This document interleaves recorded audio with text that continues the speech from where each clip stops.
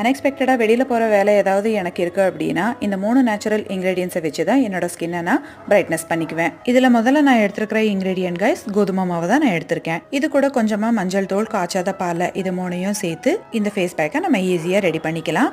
And இந்த பேக்கை use பண்ணும்போது ஃபேஸை க்ளீன்ஸ் பண்ணுங்கிற அவசியம் கிடையாது. சோப்பை வச்சு நார்மல் வாட்டர்லேயே முதல்ல நம்ம ஃபேஸ் வாஷ் பண்ணிவிட்டு அதுக்கப்புறமா இந்த ஃபேஸ் பேக்கை அப்ளை பண்ணி ஒரு 10 to 15 மினிட்ஸ் வச்சுருந்து அதுக்கப்புறம் நார்மல் வாட்டரில் நம்ம வாஷ் பண்ணிக்கலாம். நம்ம ஸ்கின்க்கு அந்த பிரைட்னஸ் கிடைச்சிரும். இந்த கோதுமை மாவை வெறும் முகத்துக்கும் கழுத்துக்கும் மட்டுமே யூஸ் பண்ணாமல் பாடி ஃபுல்லாக யூஸ் பண்ணிட்டு, அதாவது ஒரு வருஷம் கண்டினியூவாக யூஸ் பண்ணிட்டு வந்தால் நம்ம ஸ்கின் டோன் கலர் கண்டிப்பாக சேஞ்ச் ஆயிரும். என் பசங்களுக்கு செய்யணும்னு எனக்கு ரொம்ப ஆசை.